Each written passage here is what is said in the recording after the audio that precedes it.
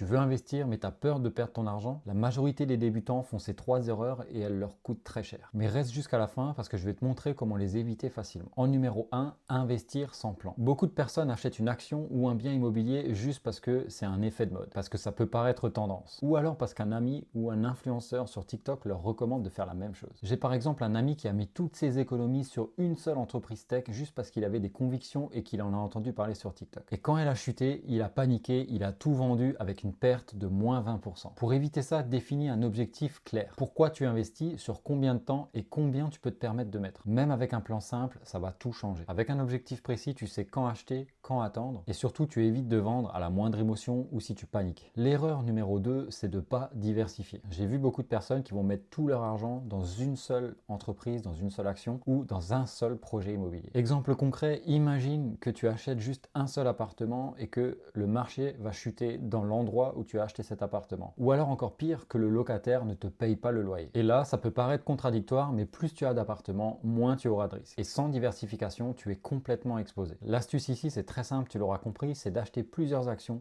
plusieurs ETF et même plusieurs biens immobiliers si tu en as l'occasion. Et c'est pas pour rien que durant les lives, j'arrête pas de dire de pas mettre tous ses œufs dans le même panier. Et tu peux même te permettre d'avoir une chute sur un actif que ça va pas ruiner tous tes plans. Et je te rassure, même avec un petit capital, tu peux commencer à diversifier progressivement. L'erreur numéro 3, et c'est l'une des pires selon moi, c'est de suivre ses émotions. Beaucoup de personnes vont vendre lorsque le marché va chuter et beaucoup d'autres personnes vont aussi également acheter quand tout est en train d'exploser. Prends l'exemple du Bitcoin, prends l'exemple de Tesla. Et je te rassure, si j'en parle, c'est que ça m'est également arrivé et pour rien au monde, je vais refaire la même erreur. Évite d'écouter le bruit lorsque tu vas te positionner sur une action, sur un ETF et reste investi sur le long terme. C'est la meilleure façon de te protéger de tout ça. Pour contrer cette erreur, reste discipliné, pense long terme et je te vois en train de faire, ne regarde pas ton compte tous les jours, ça ne sert à rien. Rappelle-toi bien, les marchés fluctuent et c'est tout à fait normal. Le plus important, c'est de garder une stratégie claire et de rester régulier dans ses investissements. Voilà donc les 3 erreurs les plus fréquentes chez les débutants et surtout comment les éviter. Et si tu veux un plan concret pour savoir comment investir intelligemment, même avec un petit budget,